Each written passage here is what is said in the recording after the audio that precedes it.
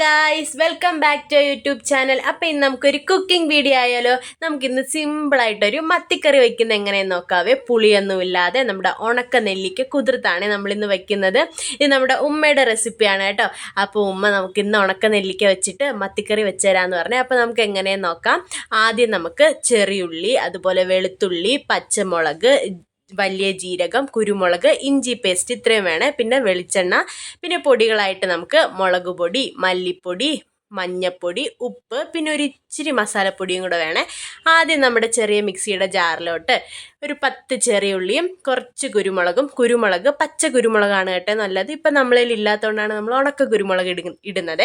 അതിന് കൂടെ എരിവിനാവശ്യമുള്ള പച്ചമുളക്, പിന്നെ ഒരു പകുതി തക്കാളി വേണമെങ്കിൽ മാത്രം ഇട്ടാൽ മതി. എൻ്റെ ഉള്ളതുകൊണ്ട് ഞാൻ ഇട്ടെന്നേ ഉള്ളൂ. അതിന് കൂടെ തന്നെ 5-6 അല്ലി വെളുത്തുള്ളിയും പിന്നെ കുറച്ച് വലിയ ജീരകവും കൂടെ എടുത്തിട്ട് നമ്മുടെ മിക്സിയുടെ ജാറിലിട്ട് ഒന്ന് ക്രഷ് ചെയ്തെടുക്കുന്നുണ്ട്. അയ്യോ കഴിഞ്ഞിട്ടില്ല, നമ്മുടെ മെയിൻ ഇൻഗ്രീഡിയൻറ്റ് ആഡ് ചെയ്തില്ലല്ലോ. അപ്പം നമ്മുടെ മെയിൻ ഇൻഗ്രീഡിയൻ്റ് ആയ ഉണക്ക നെല്ലിക്കയും കൂടെ കുതിർത്ത് വെച്ചതിലോട്ട് ആഡ് ചെയ്യുന്നു. എന്നിട്ട് നമുക്ക് നല്ല പേസ്റ്റ് രൂപത്തിലൊന്ന് അടിച്ചെടുക്കാവേ. മീനിന്റെ ക്വാണ്ടിറ്റി അനുസരിച്ച് നമ്മളിപ്പോൾ എടുത്ത ഐറ്റംസിന്റെ ക്വാണ്ടിറ്റി കൂട്ടിയും കുറച്ചും എടുക്കാവേ. നമ്മുടെ ഈ മത്തിക്കറി ഇന്ന് വെച്ചിട്ട് നാളെ കഴിക്കാനാണ് കേട്ടോ അടിപൊളി ടേസ്റ്റ് എന്ന് ഉമ്മ പറയുന്നത്. അപ്പം നമ്മുടെ ഈ അരച്ച കൂട്ടിനെല്ലാം നമ്മുടെ മത്തിയിലോട്ട് നന്നായിട്ടൊന്ന് മിക്സ് ചെയ്ത് കൊടുക്കണം. എന്നിട്ട് നമുക്ക് ഇതിലേക്ക് എടുത്തു വെച്ച പൊടികളെല്ലാം ആഡ് ചെയ്ത് കൊടുക്കാം. മല്ലിപ്പൊടി, മുളക് പൊടി, കുറച്ച് മസാലപ്പൊടി, കുറച്ച് മഞ്ഞൾപ്പൊടി, പിന്നെ ആവശ്യത്തിന് ഉപ്പും കൂടെ നമുക്ക് ആഡ് ചെയ്ത് കൊടുക്കാം.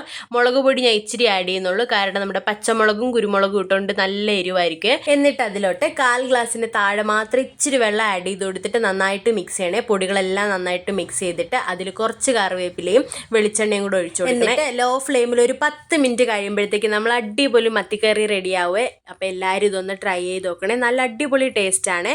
1-2 ദിവസം പുറത്ത് വെച്ചിരുന്നാലും ഒരു കേടും ഇല്ലാതെ ഇരുന്നോളും കേട്ടോ. പണ്ടൊക്കെ ഫ്രിഡ്ജില്ലായിരുന്ന സമയത്ത് ഉമ്മയുടെ ഉമ്മയൊക്കെ ഇതുപോലെ ചെയ്തിട്ടുണ്ടെന്നാണ് ഉമ്മ പറയുന്നത്. അപ്പോൾ 10 മിനിറ്റ് കഴിയുമ്പോഴത്തേക്ക് നമ്മൾ അടിപൊളി മത്തിക്കറി റെഡിയാവും. അപ്പോൾ എല്ലാവരും ഇതൊന്ന് ട്രൈ ചെയ്ത് നോക്കണേ.